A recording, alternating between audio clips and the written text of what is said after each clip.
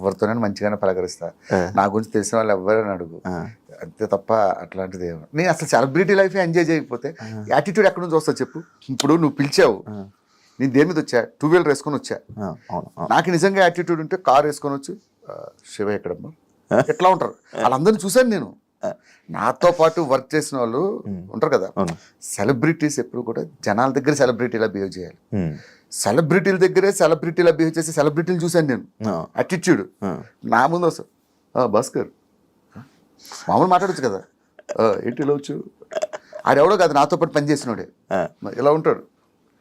ఇంట్లో అమ్మ దగ్గరకు కూడా ఇంటికి వెళ్ళి కూడా కాఫీ పెట్టావు, షుగర్ చూసుకో, ఎవరు వద్దులే ఎవరి పేర్లు వద్దు, వాళ్ళు చూసి ఇదేంద్రబాబు ఇలాంటి లైఫ్ మనం బతకూడదు. ఇప్పుడు మనం బయట ఏదో సెలబ్రిటీ, ఇంటికి వెళ్తే పిల్లల దగ్గర కూడా సెలబ్రిటీలో బిహేవ్ చేసిన వాళ్ళు ఉంటారు. వద్దబ్బా ఆ లైఫ్, ఆ యాటిట్యూడ్ అవన్నీ వద్దు. ఇవన్నీ జీవితం, నేను రియాలిటీలో బతుకుతా. ఇవన్నీ కలకాలం ఉండవు. మళ్ళీ ఒక్కసారి పడ్డామంటే మళ్ళీ కేర్ ఆఫ్ కృష్ణానగరే. అంతే అంతే. అలాంటి దెబ్బలు కూడా ఉంటాయి. ఎంతమందిని చూసాం ఇలాంటి వాళ్ళను. ఇలాగ విర్రవీగుతారు, కొంచెం తేడా డౌన్ ఫాల్ వచ్చి స్టార్ట్ అయిందంటే మళ్ళీ అది శంకర్ ఏమైపోయాడు. శంకర్ వచ్చాడు మళ్ళీ మన జబర్దస్త్కి వచ్చాడు, 2 ఎపిసోడ్లు చేశాడు, వెళ్ళిపోయాడు. కాదు మంచి ఉండే గ్రాఫ్ సడన్ గా అసలు పేరు కూడా వినపడకుండా అయిపోయింది. ఎందుకంటావు అన్న? నార్మల్గా మీకు ముందే చెప్పా, వేరే ఒకటి గురించి నేను మాట్లాడు. కాదు నీకు మంచి పరిచయం కదా. నాకు పరిచయం ఉందంటే చెప్పాను కదా. ఇప్పుడు నీకు ఒక విషయం చెప్తా చూడు, అందరినీ సాటిస్ఫై చేయడం దేవుడి వల్లే కాలేదు. మనమేం చెప్తాం వాడి గురించి, ఎవరి లైఫ్ వాళ్ళ ఇష్టం. గుర్తుపెట్టుకో, ఇప్పుడు బాధపడ్డా నీ దగ్గరికి వచ్చి? ఎప్పుడు బాధపడలేదు. ప్రతి వాడికి దేవుడు మంచి లైఫ్ ఇస్తాడబ్బా. అది ఎవడవని, పేదోడవని గొప్పోడవని, ప్రతి వాడికి దేవుడు మంచి లైఫ్ ఇస్తాడు. పుట్టించడం మంచిగానే, మంచి లైఫ్ తోనే పుట్టిస్తాడు. ఎవడి లైఫ్ వాడు చెడగొట్టుకుంటాడు అంతే మధ్యలో. ఇది పాత క్వశ్చన్, చాలా పాత క్వశ్చన్ మీ జబర్దస్త్ గురించి. నాకు నీకు ఇంటర్వ్యూ ఇవ్వాలంటేనే ఇది. అందుకే నేను ఫస్ట్ పాయింట్ ఏం చెప్పానంటే, వేరే వాళ్ళ గురించి మాట్లాడను. మనం ఒక మాట అన్నాం అనుకో, వాడు ఒకటి మాట్లాడతాడు. అసలు వేరే వాళ్ళ గురించి మాట్లాడకూడదు. మనం మన గురించి మాట్లాడే సోర్స్ అవతలకి ఇవ్వకూడదు. ఇచ్చామంటే మందే తప్ప. వాడు ఎలాగ అంటాడు, ఆ రోజు నువ్వు ఇలా ఇంటర్వ్యూ చెప్పావు అందుకే నీ గురించి ఇలా అన్నానంటాడు. అంత స్కోప్ ఇవ్వద్దు. యాక్చువల్లీ పాత క్వశ్చనే ఇది. దీని తర్వాత ఒక క్వశ్చన్ ఉంది, మంచి క్వశ్చన్ ఉంటుంది. సుధీర్ రష్మి నిజంగా చెప్పు, అడిగాడు చెప్తా. మంచి క్వశ్చన్. ఇప్పుడు జూమ్ పెట్టమ్మా. రిలేషన్ అసలు ఏంటి ఇప్పటికీ ఎవరికి క్లారిటీ ఉండదు. ఇద్దరికి పెళ్ళిళ్ళు కావాలి. ఏంటి పొద్దున్న లెగిస్తే నువ్వు జబర్దస్తులతో తిరుగుతావు, ప్రతి వాడితో చాటింగ్లు చేస్తావు. నీకు తెలియంది నాకు కొత్తగా తెలిసింది ఏముంది చెప్పు సీరియస్గా. అంటే నా నోటితో చెప్పించి అదొక థంబ్నెయిల్ వేసి, సుధీర్కి రష్మికి మధ్యలో అది ఉందా, ఇది పెట్టింది భాస్కరా, ఈ తమనేలకు భయపడే నేను ఏ ఇంటర్వ్యూకి వెళ్ళను అన్న. ఇది కాదు యాక్చువల్లీ నాకు ఇప్పుడు అన్నావు ఇదే అని వద్దులే అన్నారు, నన్ను కూడా ఇచ్చావు కాబట్టి. నేను నిన్న ఒకరు నాకు మెసేజ్ పెట్టారన్న. ఏం పెట్టారంటే, జబర్దస్తులో ఉన్న జడ్జిలు కొంతమంది వీళ్ళని తిడతారు, అంటే వీళ్ళు ఎవరైతే ఉంటారో వాళ్ళని తిడతారు అని అన్నారు. అది ఎంతవరకు నిజం, వాస్తవము? 100%. ఇప్పుడు స్కిట్ బాగా రాకపోతే తిడతారు ఖచ్చితంగా. అది కొంచెం ఆఫ్లైన్ లో కట్ చేయొచ్చు, కానీ అది తిట్టేది ఎందుకు, బాగాలేదు కాబట్టి తిడతారు 100%. ఇప్పుడు జడ్జెస్ కూడా ఏమనుకుంటారంటే, వాళ్ళు షో నిలబడాలి, షో బాగుండాలి. ఒక్కొక్కసారి ఏమవుద్దంటే మనం ఓవర్ లుక్ లో స్కిట్లు చేసేస్తారు. అటువంటిప్పుడు క్లియర్గా తిడతారు. ఒక స్కిట్ చేస్తున్నప్పుడు తెలిసిపోద్ది కదా, ఇది ప్రాక్టీస్ ఉందా లేదా అని. స్టేజ్ మీద ఇది నీ డైలాగ్, ఇది నై డైలాగ్ అంటే వాళ్ళకి కాలుతుంది. ఏందా ఇది ప్రాక్టీస్ కూడా చేయకుండా స్టేజ్ ఎక్కుతారని. అలాగా పర్సనల్ గా ఏమి తిట్టడం, పర్సనల్ గా ఎవ్వరికే ఉండవు. వన్స్ జబర్దస్త్లో వెళ్ళిపోతే నాగబాబు గారి దగ్గర నుంచి, రోజా గారి దగ్గర నుంచి, ఇప్పుడున్న జడ్జెస్ వరకు అందరూ ఒక ఫ్యామిలీలో కలిసిపోతారు తప్ప మేము జడ్జిలు, మీరు టీం లీడర్లు అన్న ఇదే ఉండదు. అదే అంటే మను గారు తిట్టారు, మను గారు ఇలా తిడతారు, జబర్దస్త్ వీళ్ళని తిడతారు. వేరే వాళ్ళు తిట్టారంటే నమ్ముతాను, కానీ మనో గారు తిట్టారంటే నేను అస్సలు నమ్మను. ఈ ప్రపంచంలో one of the happiest person నా లైఫ్లో నేను చూసింది ఎవరంటే మనో గారు. లైఫ్ని ఆయన ఎంజాయ్ చేసినట్టే నేను ఎంజాయ్ చేయాలనుకుంటా. ఆయన ఎవరిని పల్లెత్తే మాట అనని వ్యక్తి ఆయన. ఇంకొకరి పేరు చెప్పినా నేను అవును కానీ మనో గారి పేరు చెప్తే అది రాంగ్ మెసేజ్. ఆయన అస్సలు బాగుంది, బాగా చేశారు అంటారంతే.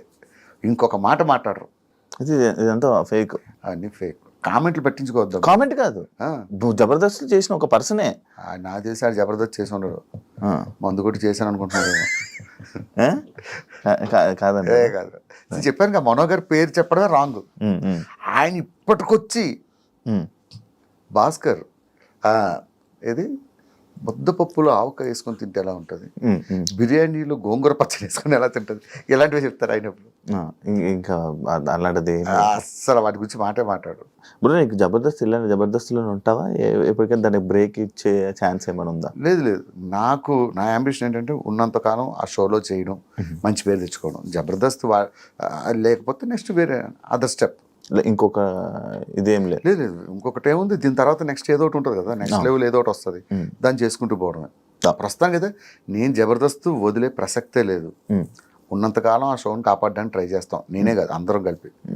ఇంకా మిగతాది దేవుడి దయ, మనదేం లేదు. దేవుడి దయ, ఏదో ఇది అదృష్టం అంటే అంతే. చాలు, ఇన్ని సంవత్సరాలు కష్టపడి చేసాం. అలా నేను నాకు సినిమాల్లో బ్రేక్ వచ్చింది భయ్య, నేను కొంచెం బ్రేక్ ఇద్దాం అనుకుంటున్నాను. ఇలాంటి లత్కూరు మాటలు చెప్పడానికి ఇష్టం. ఇప్పుడు మీ జడ్జిలు అందరూ రోజా గారి మీద కానీ కొన్ని మాటలు అన్నారు. అంటే మీరు అంటుంటారు, అంటే మనం అందరం జబర్దస్త్ వాళ్ళందరూ ఒక ఫ్యామిలీ లాగా ఉండే ఇదని. ఆర్పి ఇలా రోజా గారి మీద వాటి మీద కామెంట్స్ చేశారు కదా, మరి ఇప్పుడు ఎందుకన్నా జబర్దస్త్ వాళ్ళు ఎవరు వాటి మీద రియాక్ట్ అవ్వలేదు దాని మీద? అది జబర్దస్త్ సంబంధించింది కదా, అది రాజకీయాలకు సంబంధించి. సో రాజకీయాలకు సంబంధించి మీరు ఎవరో స్పందించారో లేదు తెలియదు, నేనైతే అసలు మాట్లాడను. పాలిటిక్స్కి చాలా దూరం. అవును, మీరు ఎప్పుడు బయట కూడా ఎప్పుడు కనిపించలేదు కూడా. అసలు పాలిటిక్స్ అనేది పెంట లాంటిది, దాని మీద రాయేస్తే మన మీద పడుతుంది వచ్చి. అందుకని వాటికి చాలా దూరం. అబ్బో, అది ఎట్లా ఉంటుందంటే, ఇప్పుడు మనం ఒక పార్టీకి సపోర్ట్గా మాట్లాడాం అనుకో, వేరే పార్టీ వాళ్ళకి శత్రువులు అవుతారు. ఆర్టిస్ట్ అనేవాడు ఎప్పుడు కూడా ఒక వర్గానికి పరిమితం అవ్వకూడదని నా ఫీలింగ్, నా ఒపీనియన్. సో నాకు ఈయనే, ఇప్పుడు ఈ సీఎం ఉన్నా సూపరే, ఆ సీఎం అన్నా సూపరే, ఎవరైనా సూపరే. జనాలు ఏదో ఎదవాలంటే ఎవడు ఫ్రీగా అన్నం పెట్టడు, ఎవడు ఫ్రీగా ఏం చేయడు. ఎవడైనా సరే మనం కష్టపడే బతకాలి, మనం కష్టపడి పిల్లల్ని పోషించుకోవాలి, బతకాలి. ఆ విషయం జనాలకి తెలియదు. కొంతమంది ఇల్లు సపోర్ట్ చేస్తారు. ఇప్పుడు ఉదాహరణకి నేను ఒక పార్టీకి సపోర్ట్ చేశాను, ఆపోజిట్ పార్టీ వాడు ఏదో ఈవెంట్ పెడతాడు, ఆ ఈవెంట్కి మనల్ని పిలుస్తాడా? ఎందుకు? అందరూ మన వాళ్ళు అనుకుంటే ఏ కష్టం లేదు, అన్ని ఈవెంట్లు చేసుకోవచ్చు హ్యాపీగా. ఆ పార్టీకి వెళ్తే ఆ పార్టీ మన పార్టీలు అనవసరం, మనకి పని కావాలి, డబ్బులు కావాలి. బాగుంటుంది కదన్నా ఈవెంట్లు కూడా మీకు బ్రహ్మాండంగా ఉంటాయి. అన్ని పార్టీలు చేసేస్తాం, మనం పట్టించుకోం. ఈ ఫలానా పార్టీ మనకు అందరూ ఒకటేనండి అంటాం, చేసుకుంటాం. ఇప్పుడు ఒక పార్టీకి ఇది అయిందనుకో, ఆ బుల్లెట్ భాస్కర్ పిలవద్దండి, ఆ పార్టీ సపోర్ట్ చేశాడు అంటాం. అన్నీ లేకుండా అందరితో కలిసి వెళ్ళిపోవడం బెటర్. ఇలాగేదో ఒక చిన్న చిన్న డైలాగులు అయ్యాయని నాకు ఒకసారి చాలా పెద్ద టార్చర్ పెట్టారు జబర్దస్త్లో. మా అమ్మ ఏదో ఫ్లోలో ఒక డైలాగ్ వేసేసింది, అది మా పార్టీని కించపరిచే, అసలు అర్థమే లేదు అది. దాన్ని పట్టుకొని తెగ ట్రోల్ చేశారు, తెగ నన్ను టార్చర్ పెట్టారు ఫోన్లు చేసి. అందరికి మళ్ళీ సారీ చెప్పి. అవును, ఎందుకు బ్రో నార్మల్గా ఈ జబర్దస్త్ కాంట్రవర్సీస్ ఎక్కువ అవుతుంటే ఎవరు ఏదో నార్మల్గా ఏం చేశారు? రీసెంట్గా కూడా ఒకటి సుధీర్ది అది సీన్ రీక్రియేట్ చేశారు. ఇప్పుడు జబర్దస్త్ పొలిటీషియన్ ఇలా చేశారని చెప్పి. ఏమైందంటే డిజిటల్ మీడియా, సోషల్ మీడియా ఇవన్నీ పెరిగిపోవడంతో పని పాట లేని వాళ్ళందరూ ఇదే కూర్చుంటారు, ఎక్కడ తప్పు దొరుకుతావా, ఎప్పుడు ఎత్తి చూపుదామా అని. ఒకప్పుడు అంత లేదు. పాత సినిమాల్లో చూసుకో, ఏమైనా ఒక డైలాగులు వాడేటప్పుడు పెద్ద పట్టించుకునేవారు కాదు. అదే ఇప్పుడు మనం మాట్లాడే ప్రతి మాట, ప్రతి పదం, ప్రతిదీ క్షుణ్ణంగా గమనిస్తూ ఉంటారు. ఏ చిన్నది దొరికినా ఈ నెల పట్టుకుందాం అంతే. ఒక్కడు ఉంటాడు రెచ్చగొట్టడానికి, 4-5 రెచ్చగొడతాడు, వీళ్ళందరూ కలిసి మనం స్టార్ట్ చేస్తారు.